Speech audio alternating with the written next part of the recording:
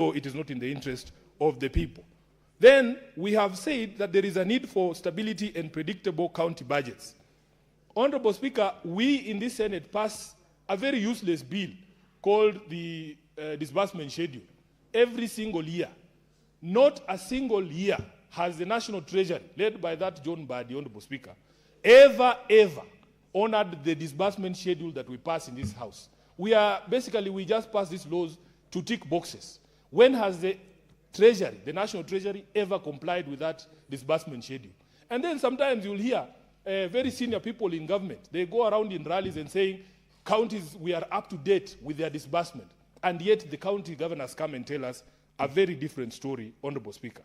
We can go on and on, but the Senate always presents very reasoned arguments as to why we need this money. And then you have Samuel Atandi there, the chair of budget, waiting for you. He says, oh, there is no money today. He goes for lunch, comes back, says, oh, we will add 1 billion. He just pulls figures from there. There is no scientific process in Atandi's head that results in the allocations under this particular bill, Honorable Speaker. So it is deeply embarrassing.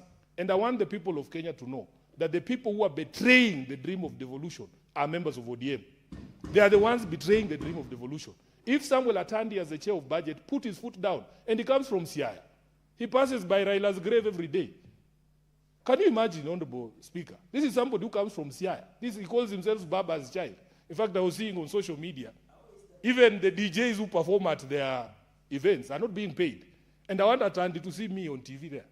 If he doesn't pay that DJ by the end of this week, he will see that DJ in Thika, because Nitalinda will DJ. It is embarrassing, deeply embarrassing, Honorable Speaker. They even go around crying that, oh, the national government has refused to pay ODM the 12 billion shillings that is owed under the political parties fund. You are the ones in charge of the basket. You are the ones in charge of the basket. It's like you going home, Honorable Speaker. You are the one who has the basket, and you can't even put aside some flour for your own children. They are looking at you giving other people money, and your own children are starving. You are the ones in charge of the basket, Atandi, and Honorable Mbadi. For heaven's sake, you are embarrassing us as a party. We are embarrassed.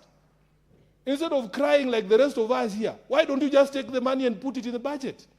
And then they tell us that there are shortfalls in revenue. Honorable Speaker, I will not try in saying how much embarrassed I am as a Secretary General of ODM.